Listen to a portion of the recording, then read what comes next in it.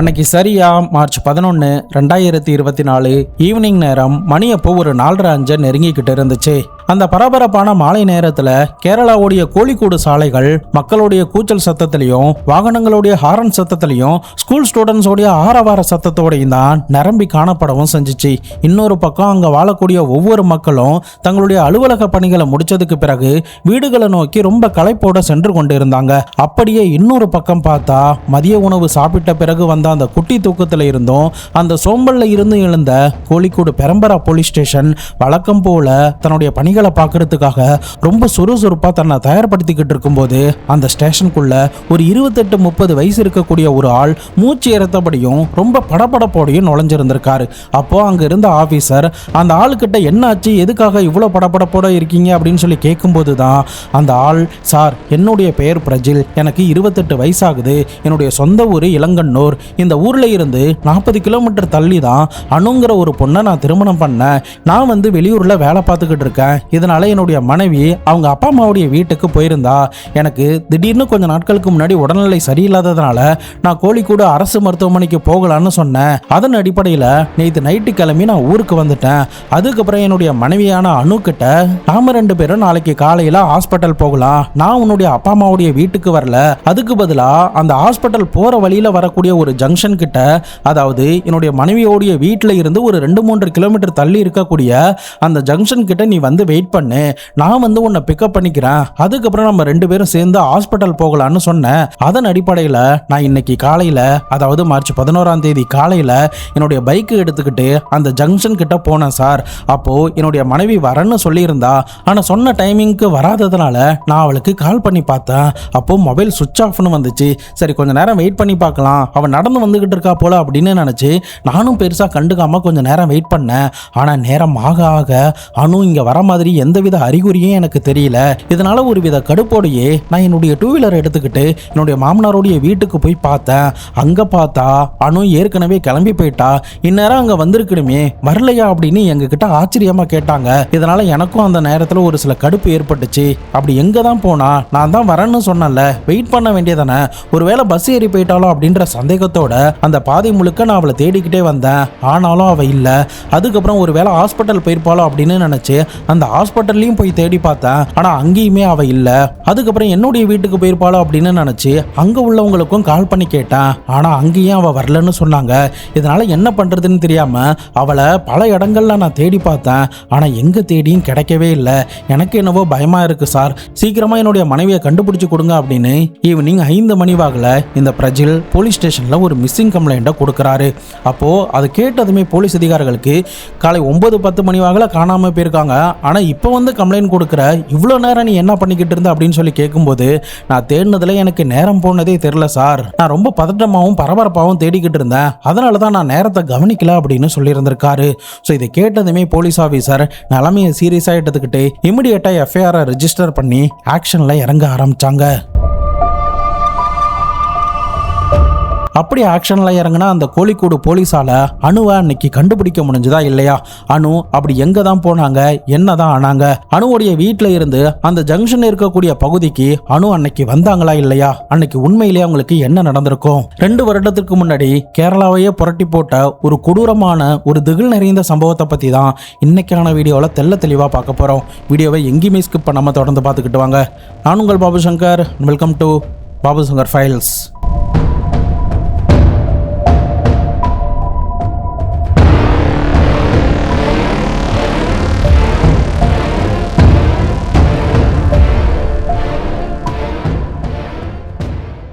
அணுக்கு என்ன நடந்துச்சுங்கிறத தெரிஞ்சுக்கிறதுக்கு முன்னாடி நம்ம வீடியோவை யாராவது லைக் பண்ணி பார்க்கலனா மறக்காம லைக் பண்ணி கண்டினியூ பண்ணுங்க.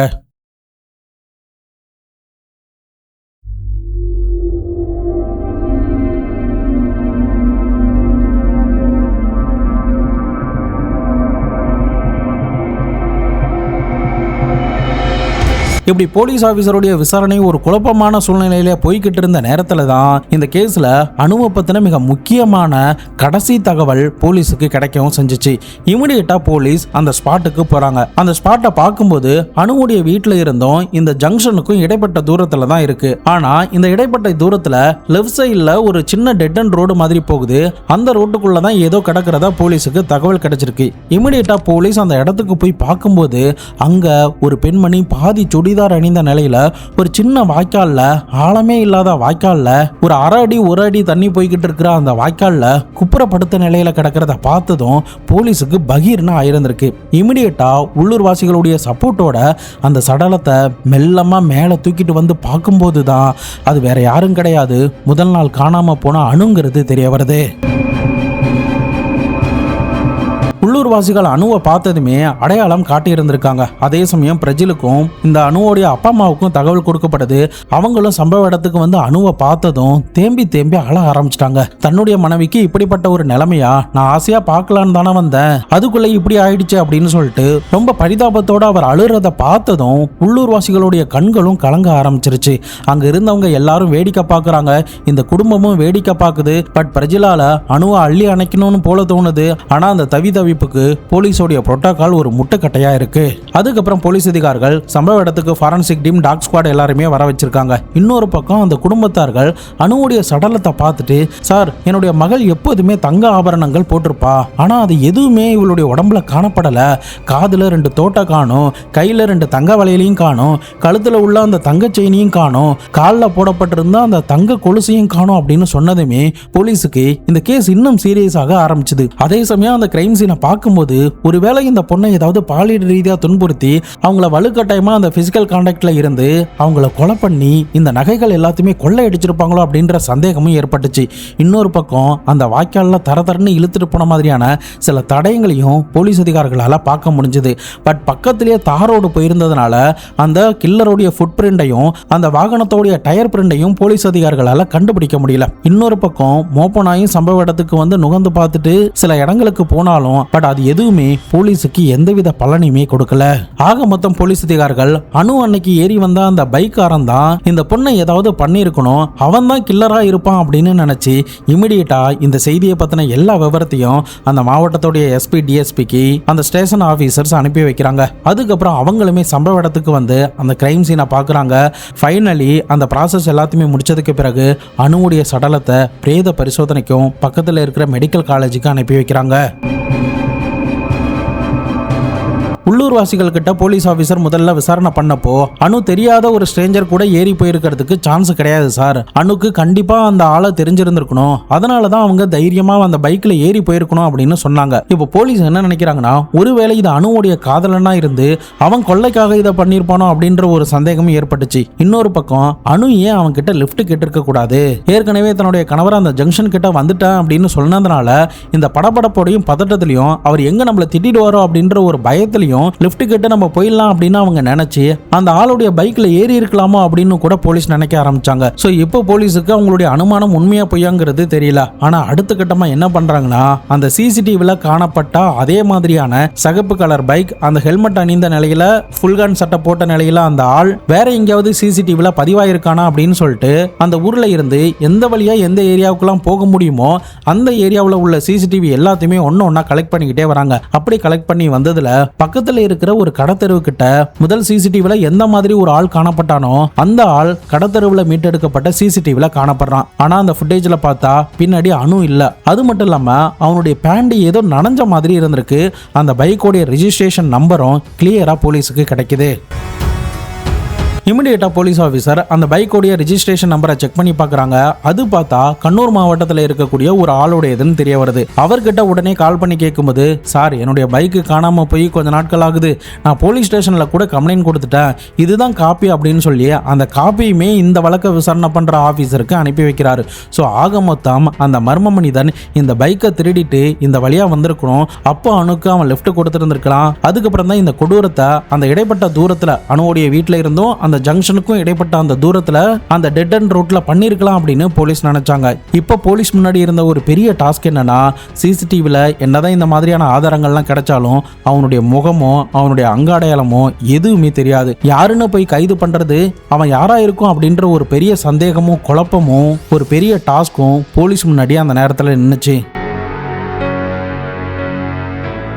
இந்த வழக்கை சீரியஸாக எடுத்துக்கிட்ட அந்த மாவட்டத்தோடைய எஸ்பி பைஜு அந்த நேரத்தில் என்ன நினைக்கிறாருன்னா, இந்த கேஸில் இந்த பைக்கை திருடிட்டு இவன் தைரியமாக இந்த பொண்ணை அழைச்சிட்டு ஒரு இடத்துல கொலை பண்ணியிருக்கானா, கண்டிப்பாக இவனுக்கு இதுக்கு முன்னாடி கிரிமினல் பேக்ரவுண்ட் இருந்திருக்கும்.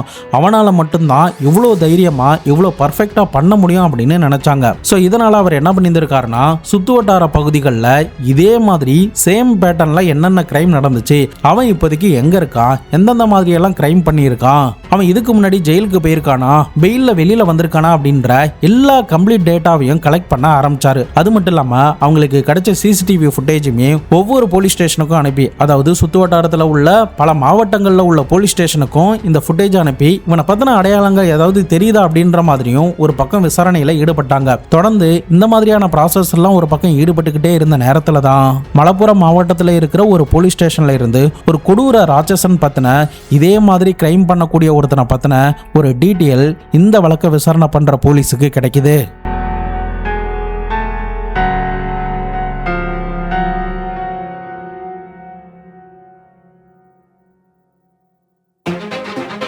அதே மலப்புரம் மாவட்டத்தில் உள்ள கொண்டோட்டி அப்படின்ற பகுதியில தான் அந்த அரக்கன் பிறந்து வளர்ந்திருக்கான். அது மட்டும் இல்லாம அவன் மேல 50க்கும் மேற்பட்ட வழக்குகள் இருக்கு. குறிப்பா இவன் 20 வயசுலேயே கிரைம் பண்ண ஆரம்பிச்சிட்டான் அப்படின்னும் ரீசெண்டா பார்த்தா 2020 மெத்தேரி அப்படின்ற பகுதியில அந்த அரக்கன் ஆட்டோல போனப்போ ஒரு 60 வயது பெண்மணி அங்க இருந்த ஆள்கிட்ட நான் பக்கத்துல இருக்கிற ஹோட்டலுக்கு போறேன் அப்படின்ற மாதிரி சொல்லி இருந்திருக்காங்க. அந்த நேரத்துல இவன் அதை காதல வாங்கிட்டு நானும் அந்த ஹோட்டலுக்கு தான் போறேன் வாங்கன்னு சொல்லி அவங்களுக்கு லிஃப்ட் கொடுத்துருக்கான். அதன் அடிப்படையில் அவன் கொஞ்சம் தூரம் போய்கிட்டு இருந்த நேரத்தில் திடீர்னு ஆள் நடமாட்டம் இல்லாத இடமா பார்த்து ஒரு பாதைக்குள்ள அவனுடைய ஆட்டோவை செலுத்த ஆரம்பிச்சிட்டான். அப்போ பதட்டமான அந்த 60 வயது பெண்மணி திடீர்னு கத்த ஆரம்பிச்சிட்டாங்க. இதனால அவன் உடனடியாக வண்டியை நிப்பாட்டிட்டு அவங்களுடைய கைகால்கள் எல்லாத்தையும் கட்டிட்டான். அது மட்டும் இல்லாமல் அவங்க கத்துற சத்தம் வெளியில கேட்கக்கூடாதுன்னு துணியை வச்சு பொத்திட்டான். அதன் பிறகு அவங்கள பாலியல் ரீதியாக துன்புறுத்தி தனக்கு தேவையான இச்சைகள்லாம் பண்ணது மட்டும் இல்லாமல் அவங்க கிட்ட இருக்கிற தங்க நகைகள் எல்லாத்தையுமே கொள்ளையடிச்சிட்டு அவங்கள கட்டி போட்ட நிலையிலேயே கீழே தள்ளி விட்டுட்டு எஸ்கேப் ஆகி போயிட்டான். அதுக்கப்புறம் உள்ளூர்வாசிகள் அந்த அம்மாவை பார்த்துட்டு போலீஸுக்கு தகவல் கொடுத்தாங்க. நானும் அங்க அடையாளங்கள் சிசிடிவி காட்சிகளை வச்சு அவனை ட்ரேஸ் பண்ண ஆரம்பிச்சோம். ஃபைனலி அவன் எங்க கிட்ட கண்ணூர் மாவட்டத்தில் சிக்கனா. அதுக்கப்புறம் நாங்க அவனை ஜெயில அடைச்சோம். 1.5 வருஷம் ஜெயில இருந்துட்டு ரீசெண்டா தான் இப்ப பெயில்ல வெளியில வந்திருக்கான். இப்போ நீங்கள் சொல்கிற அந்த கிரைமோடைய பேட்டர்னை வச்சு பார்க்கும்போது இவன் தான் அதை பண்ணியிருப்பானோ அப்படின்ற ஒரு சந்தேகம் எங்களுக்கு எழுது அப்படின்னு அந்த மலப்புரம் மாவட்ட போலீஸ் ஸ்டேஷனில் இருந்து இந்த கேஸை விசாரணை பண்ணுற போலீஸ் ஸ்டேஷனுக்கு வந்திருக்கு. ஃபைனலி போலீஸ் அதிகாரிகள் அவனுடைய பேர் முஜிப் ரகுமான் அப்படின்னும் அவன் மேலே 57 வழக்குகள் கிட்ட நிலுவையில் இருக்கு அப்படின்னும் சொந்த ஊர்லேயே 17 வழக்குகளுக்கு மேலே இருக்கு.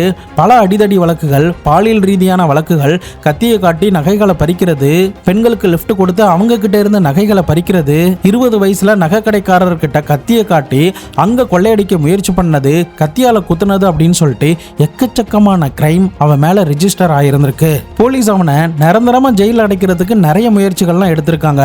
ஆனா நீதிமன்றத்தில் இருக்கிற லூப் ஹோலை பயன்படுத்தி தனக்கு சாதகமா அதை பயன்படுத்தி நிறைய முறை அவன் தொடர்ந்து வெளியில பெயில்ல வந்துகிட்டே இருந்திருக்கான். மறுபடியும் கிரைம் பண்றது, சிறைக்கு போறது அப்படிங்கிறது தான் அவனுடைய வாடிக்கையாகவும் இருந்திருக்கு அப்படின்ற டீட்டெயில்ஸ் எல்லாமே இந்த எஸ்பி இவனுடைய கிரிமினல் பேக்ரவுண்டை செக் பண்ணி பார்த்ததன் மூலியமா தெரிந்து கொள்ளவும் செய்யறாரு. இந்த விசாரணையுடைய ப்ராசஸ்லாம் ஒரு பக்கம் போய்கிட்டு இருந்த நேரத்தில் சிசிடிவில காணப்பட்ட அந்த சிகப்பு கலர் பைக்கை ஒரு இடத்துல இருந்து மீட்டெடுக்கிறாங்க.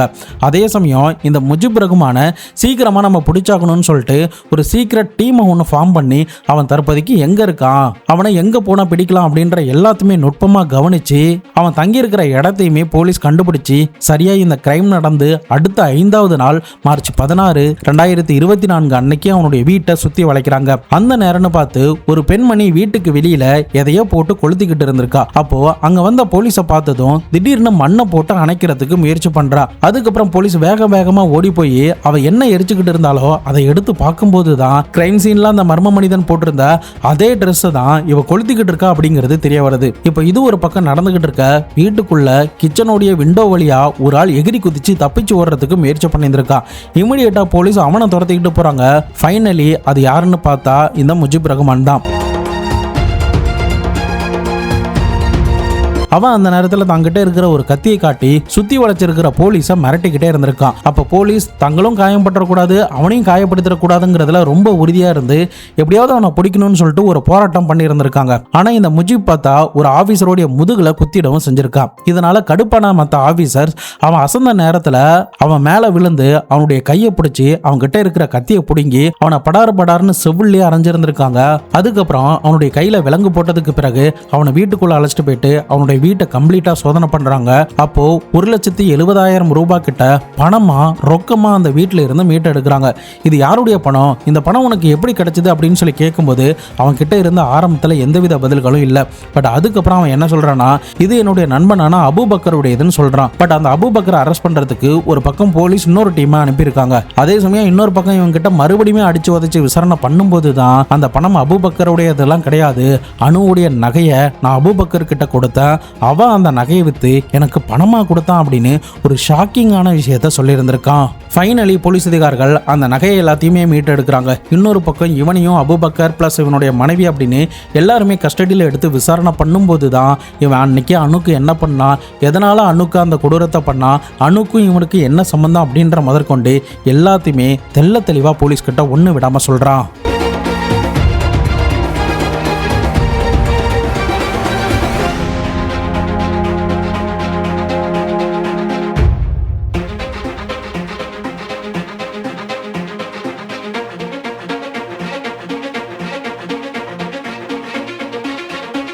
சம்பவம் நடந்த நாளான மார்ச் 11ஆம் தேதி இவன் யதார்த்தமாக தான் அந்த ஊருக்கிட்ட வந்திருக்கான். அதாவது அணுவோடைய ஊரான அந்த வாளூருங்கிற ஊருக்கு வந்திருக்காங்க.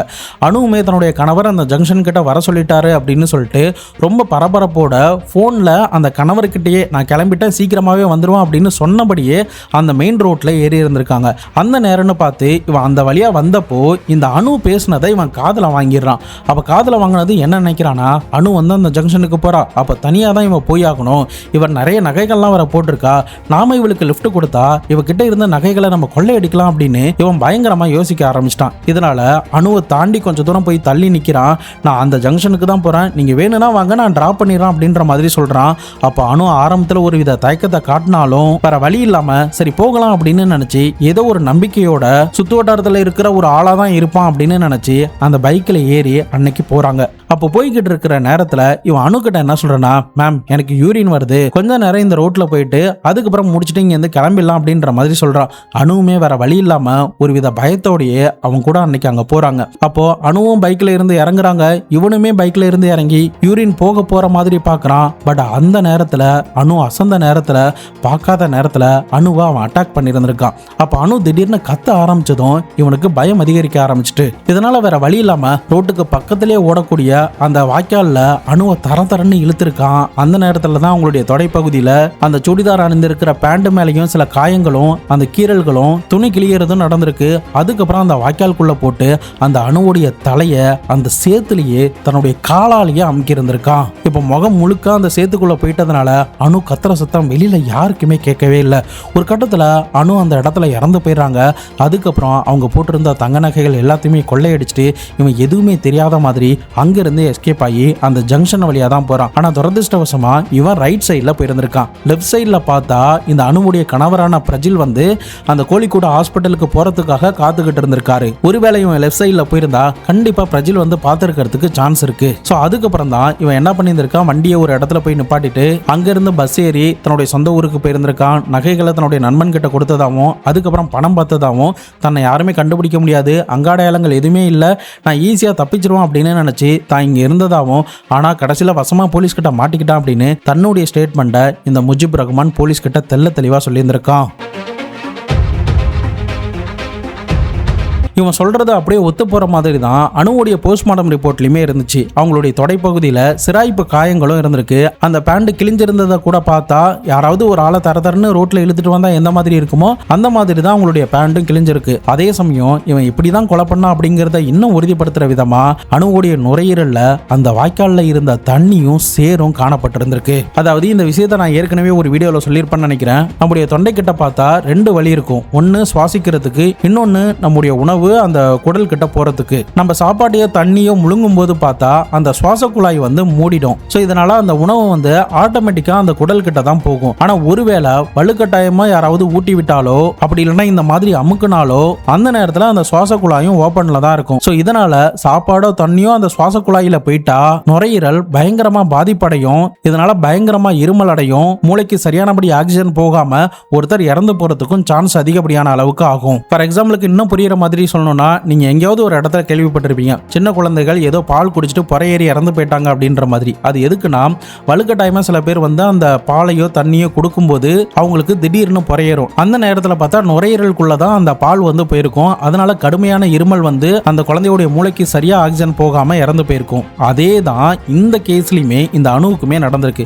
இவன் அணுவை அந்த சேத்துல போட்டு பயங்கரமா அமுக்குனால அப்ப அணுவால சுவாசிக்க முடியல. சுவாசிக்கிறதுக்காக அவங்க இழுக்கும் போது பார்த்தா அந்த தண்ணியும் சேரும் தான் போயிருந்திருக்கு. அது எல்லாமே அவங்களுடைய நுரையீரல்ல போனதும் பயங்கரமான இருமலும் பயங்கரமான ஒரு அலர்ஜியும் ஏற்பட்டிருக்கு. மூளைக்கும் சரியானபடி ஆக்சிஜன் போகாததுனால அணு அந்த இடத்துலயே இறந்து போயிருக்காங்க. ஸோ இதுதான் மெடிக்கல் டீம்ல இருந்து கொடுக்கப்பட்ட ஒரு ஸ்டேட்மெண்ட். ஸோ இந்த ஸ்டேட்மெண்ட்டும் இவன் சொன்ன ஸ்டேட்மெண்ட்டும் கம்ப்ளீட்டா அப்படியே ஒத்து போகவும் செய்யுது. அதே சமயம் இவனுடைய சிசிடிவி ஆதாரங்கள், இவன் இந்த இடத்துல இருந்தான் அப்படிங்கிறதுக்கான சர்க்கம்டன்ஷியல் எவிடன்ஸ், இவனுடைய மொபைல் கால் ரெக்கார்ட்ஸ், மொபைல் சிக்னலுடைய லொகேஷன் அப்படின்னு எல்லாமே பர்ஃபெக்டா மேட்ச் ஆயிருந்திருக்கு. தற்போதைக்கு இவனுக்கு எதிராக இருக்கிற ஆதாரங்கள் எல்லாத்தையும் திரட்டி கோர்ட்டில் சார்ஜ் ஷீட்டும் ஃபைல் பண்ணியிருந்திருக்காங்க. என்ன தண்டனை கிடைக்க போகுது அப்படிங்கிறத பொறுத்து இருந்து நம்ம பார்க்கணும். நடுவில் இவன் பெயிலாம் அப்ளை பண்ணி பார்த்துருக்கான். பட் இவன் கொடூர கொலையை பண்ணியிருக்கிறதுனால நீதிபதி முடியாதுன்னு சொல்லி நிராகரிக்கவும் செஞ்சுருக்காங்க. இவனை மாதிரியான ஆள் என்னைக்குமே திருந்த போறதே கிடையாது. ஏன்னா இவன் அந்த சின்ன வயசுலேயே இந்த மாதிரியான கிரைம்ல ஈடுபட ஆரம்பிச்சிருப்பான். அந்த சின்ன வயசுலேயே கிரைம்ல ஈடுபடும் போது அவனுடைய மென்டாலிட்டி பார்த்தா வேலைக்கு போகணும், சம்பாதிக்கணும் அப்படிங்கிற எதுக்குமே போகவே போகாது. நம்ம அடுத்தவனை மிரட்டி பணம் வாங்கலாம், பணம் பறிக்கலாம், கொள்ளையடிக்கலாம், திருடலாம் அப்படிங்கிறதுல மட்டும்தான் அவனுடைய வாழ்நாள் முழுக்க ஒரே சிந்தனையாகவே இருக்கும். நம்ம நாட்டில் 100 குற்றவாளிகள் தப்பிச்சாலும் ஒரு நிரபராதி தண்டிக்கப்பட்டக்கூடாது அப்படின்ற ஒரே காரணத்துக்காக தான் ஒவ்வொரு கேஸும் பல நாட்கள் இழுத்தடிக்கப்படுது. ஸோ இவனுமே அந்த விஷயத்தை பயன்படுத்தி தான் போலீஸ் தான் மேலே இப்படி வேணும்னே ஒரு கேஸை போட்டாங்க, தான் நிரபராதி அப்படின்ற மாதிரி நல்லவன் வேஷத்தெல்லாம் கோர்ட்டு முன்னாடி போட்டு ஈஸியாக பெயில்லாம் வாங்கிட்டு ஒவ்வொரு கிரைம் பண்ணும்போது ஏதாவது காரணங்கள் சொல்லி வெளியில வந்துகிட்டே தான் இருந்திருக்கான். ஸோ நம்முடைய சட்டத்திட்டங்களும் இன்னும் கடுமையாகணும். இவன் ரிப்பீட்டடா இந்த மாதிரி கிரைம் பண்ணா அவனை பர்மனண்டா ஜெயிலில் போடணும். அப்படி இல்லைன்னா அவனுக்கு மரண தண்டனை போட்டு இந்த உலகத்துல நீ வாழ தகுதியற்றவன் அப்படின்னு சொல்லி அனுப்பி வைக்கிறது ரொம்பவே நல்லது. பட் இது எதுவுமே நடைமுறையில சாத்தியமாகுமான்னு தெரியல. பட் அப்படி பண்ணா எல்லாருக்குமே ரொம்ப நல்லதா இருக்கும். இந்த கேஸில் நான் பார்த்த இன்னொரு முக்கியமான விஷயம் என்னன்னா, இந்த முஜிப் ரகுமான விட்டுருங்க, அவன் அவன் பேசிக்காகவே ஒரு கிரிமினல். அவனுடைய மைண்ட் செட் அப்படிதான், அவனை திருத்த முடியாது. ஆனால் பிரஜில் அலுப்ப பார்க்காம தன்னுடைய மனைவியை அந்த 3 கிலோமீட்டர் 2 கிலோமீட்டர் தானே இருக்கு அந்த ஜங்ஷன்ல இருந்து. ஸோ இவர் போயிட்டு வீட்லயே போய் அழைச்சிட்டு இந்த ஹாஸ்பிட்டலுக்கு போயிருந்திருக்கலாம். பட் அந்த நேரத்தில் அவர் அதை பண்ணாம நீ ஜங்ஷனுக்கு நம்ம 2 பேரும் இங்கேருந்து சேர்ந்து போயிடலாம் அப்படின்னு டைமை மிச்சம் பண்றங்கிற பேர்ல கடைசியில் தன்னுடைய மனைவியை அவர் இழந்துட்டாரு. பட் அவருக்கு அந்த நேரத்தில் நல்லா தெரியும், அனுடைய வீட்டில இருந்து இந்த ஜங்ஷனுக்கு வரதுக்கு பஸ்ஸோ ஆட்டோ வசதியோ எதுவும் கிடையாது, அணுகிட்ட பைக்கும் கிடையாது. சோ எப்படி வருவாங்கிறது எதையுமே யோசிக்காம இவர் இந்த ஜங்ஷன் கிட்ட வர சொல்லியிருந்திருக்காரு. நான் இந்த பிரஜில் மேல தப்பு இருக்குன்னு சொல்ல வரல. பட் பிரஜில் அந்த சோம்பேறித்தனம் படாம அணுவை போய் நேரா அழைச்சிட்டு வந்திருந்தா இந்த பிரச்சனைகளும் இந்த கொடூரமும் அன்னைக்கு அணுக்கு நடக்காமலே இருந்திருக்கும். புதுசா வாழ்க்கையை தொடங்கி இருந்த இந்த 2 பேரும் இன்னும் பல நாட்கள் நிம்மதியா சந்தோஷமா வாழ்ந்திருப்பாங்கன்னு தான் சொல்ல வரேன். Strangers always dangerous. ஸோ அதனால உங்களுக்கு தெரியாத ஆள் கூட என்னைக்குமே இந்த மாதிரி லிஃப்ட் கேட்டு போகாதீங்க. முடிஞ்ச அளவுக்கு சேஃப் அண்ட் செக்யூரா நீங்க எங்க போறீங்களோ அதை பக்காவா பிளான் பண்ணி ஷெட்யூல் பண்ண பாருங்க. உங்களுக்குன்னு கிடைச்ச இந்த அழகான லைஃபை இந்த மாதிரி கிரிமினல்களுக்கு அந்த வாய்ப்பை கொடுத்து தேவையில்லாம இழந்துடாதீங்க. ஆபத்து எந்த ரூபத்தில் வேணாலும் வரும். ஸோ நாம தான் முடிஞ்ச அளவுக்கு விழிப்புணர்வாக இருக்கணும் அப்படிங்கிறத நிச்சயம் இந்த சம்பவத்தின் மூலமா நம்மளால தெரிஞ்சுக்க முடியும். ஆம்பளை பிள்ளைங்களை பெற்ற ஒவ்வொரு பேரண்ட்ஸோடைய அந்த பேரண்டிங்கும் எந்த அளவுக்கு முக்கியங்கிறதும் இந்த கேஸில் நம்மளால உணர முடியும்னு நினைக்கிறேன். ஏன்னா முஜிப் மாதிரியான பசங்களை ஆரம்பத்திலேயே அடிச்சு உதச்சி ஒழுங்கா வளர்த்துருந்தா கண்டிப்பா இவன் இந்த மாதிரி போயிருக்கிறதுக்கு சான்ஸ் கிடையாது. ஸோ பேரண்ட்ஸ் ஒவ்வொருத்தரும் தங்களுடைய பிள்ளைகள் என்ன பண்றாங்க, எந்த மாதிரியான மென்டாலிட்டியில இருக்காங்க, அவங்க கிட்ட சோம்பேறித்தனம் இருக்கா, அவங்க ரவுடிசம் சம்பந்தமான வீடியோஸ்லாம் பார்க்குறாங்களா, அதை கெத்துன்னு நினைக்கிறாங்களா, அவங்களுடைய மென்டாலிட்டி எப்படி இருக்கு அப்படிங்கிறத ஒவ்வொரு பேரண்ட்ஸும் அப்பப்போ செக் பண்ணி பார்க்கறது ரொம்பவே நல்லது. இல்லைனா கத்தி எடுக்கிறது தான் கெத்து, இந்த மாதிரி திருடுறது தான் கெத்து, அடுத்தவனை மிரட்டுறது தான் கெத்து அப்படின்னு நினைச்சா கடைசியில் அவனுடைய வாழ்நாள் ஃபுல்லாவே ஜெயிலையும் போலீஸ் கோர்ட்டு கேஸ்ன்னு தான் அலைஞ்சுக்கிட்டே இருக்கும். நாளை பின்ன அடுத்த தலைமுறைகளும் இப்படி ஆகிடாம இருக்கிறதுக்கு சின்ன வயசுல இருந்து அவங்கள கண்காணிச்சு வளர்க்கறது மிக மிக அவசியமான ஒண்ணுங்கிறதும் இந்த கேஸ் மூலியமா நம்மளால தெரிஞ்சுக்க முடியுது. நீங்க இந்த சம்பவத்தை பத்தியும் இந்த முஜிப் ரகுமானை பத்தியும் அணுக்கு நடந்த அந்த கொடூரத்தை பத்தியும் என்ன நினைக்கிறீங்க அப்படிங்கிறத மறக்காம கமெண்ட் பாக்ஸ்ல சொல்லுங்க. இதை பற்றி உங்களுடைய நண்பர்களும் தெரிஞ்சுக்கணும்னு நினச்சிங்கன்னா அவங்களுக்கும் ஷேர் பண்ணி விடுங்க. நாளை மறுநாள் வேற ஒரு கிரைம் கேஸோட வேற ஒரு வீடியோவில் உங்களை வந்து சந்திக்கிறேன். அது வரைக்கும் உங்களிடமிருந்து விடைபெறுவது உங்கள் பாபு சங்கர்.